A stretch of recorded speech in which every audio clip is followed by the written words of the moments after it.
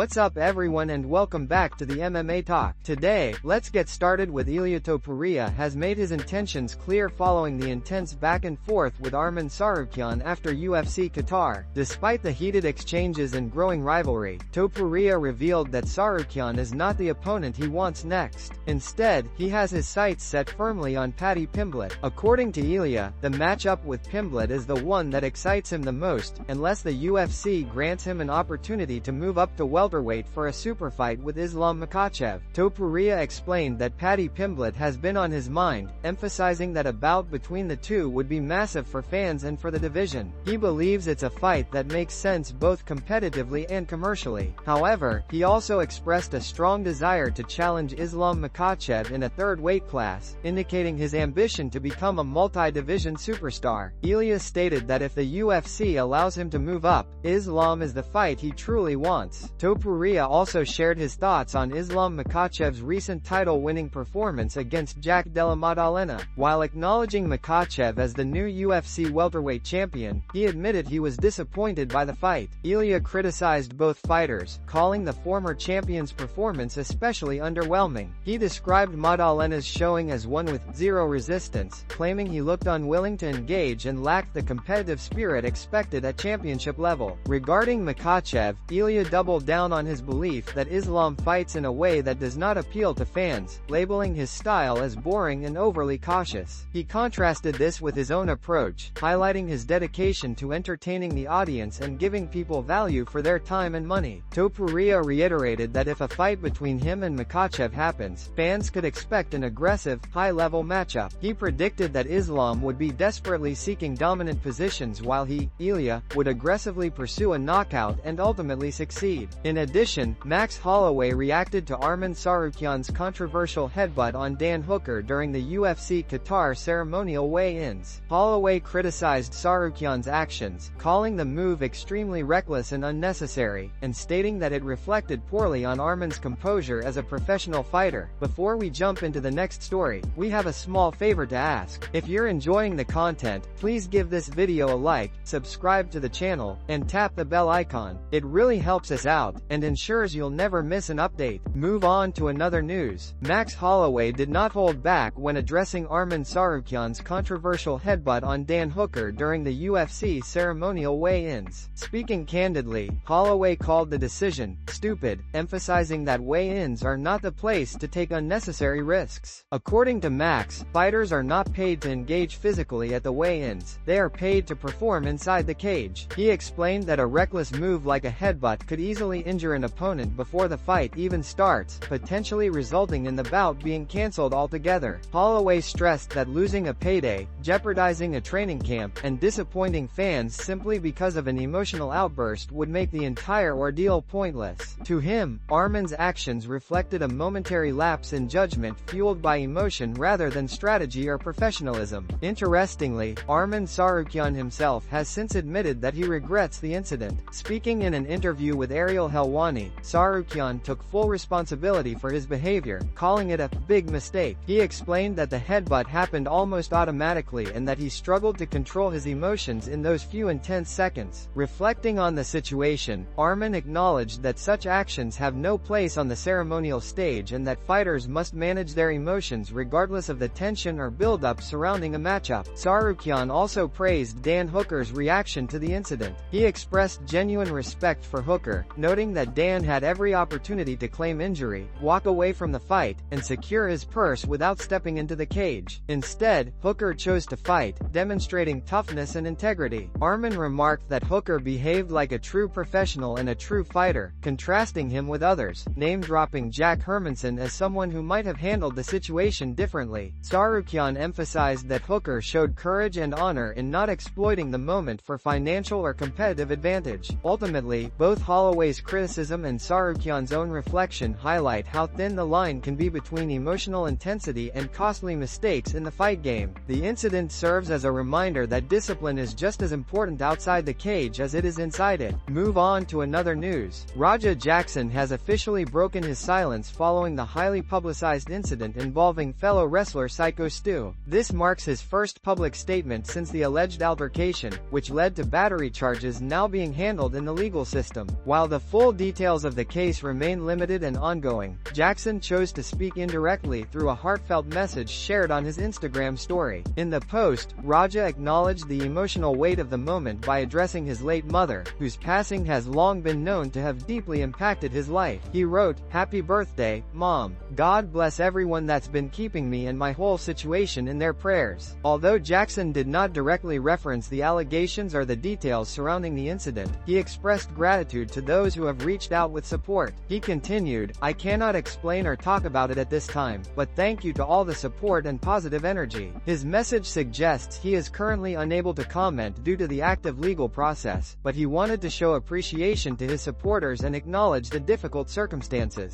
The emotional tone of the post reflects a man dealing not only with a legal battle but also with the lingering effects of personal tragedy. Jackson has previously spoken about the trauma of losing his mother at a young age, though specifics surrounding that tragedy have never been fully made public. The anniversary of her birthday appears to have served as a moment of reflection for him during a turbulent time. Legally, Raja Jackson has entered a plea of not guilty in relation to the battery charges stemming from the alleged incident with Psycho Stu. If convicted, he could face up to 7 years in prison, a potential outcome that underscores the seriousness of the case. As with all ongoing legal matters, the final outcome will depend on the judicial process, and no conclusions should be drawn until all evidence is presented in court. For now, Jackson's brief message stands as his only public acknowledgement of the situation, one focused not on the allegations themselves but on gratitude, resilience, and personal remembrance during a challenging chapter in his life. Move on to another news. Jon Jones recently made headlines after traveling to Chechnya, where he linked up with Khamzat Chimaev for a friendly outdoor grappling session. Footage circulating online shows the two UFC stars engaging in lighthearted but competitive exchanges, joking around, and testing each other's wrestling strength on a concrete surface. The atmosphere was playful, filled with laughter, commentary, and joking warnings from onlookers. At one point, someone jokingly demanded $5,000 to delete the video, adding to the friendly chaos around the training session. During the sparring, Jones could be heard reminding people that this was MMA, not boxing, as Chimaev used unconventional angles and playful tricks. Both fighters demonstrated mutual respect, and the exchange highlighted their elite physicality. Later, on X, a fan asked Jones whether one of Chimaev's takedowns in the video was legitimate. Jones confirmed it was, stating that Chimaev was in tremendous shape, and that grappling on concrete limited what he could safely do. He added that Chimaev was an exceptional host and that his visit to Chechnya was memorable. In another humorous moment, someone replied to the footage with a photoshopped image of Chimaev. Jones responded by saying, "I think Ian may be in trouble," teasing Ian Gary, who is currently involved in a heated rivalry with Chimaev online. The comment sparked buzz across the MMA community.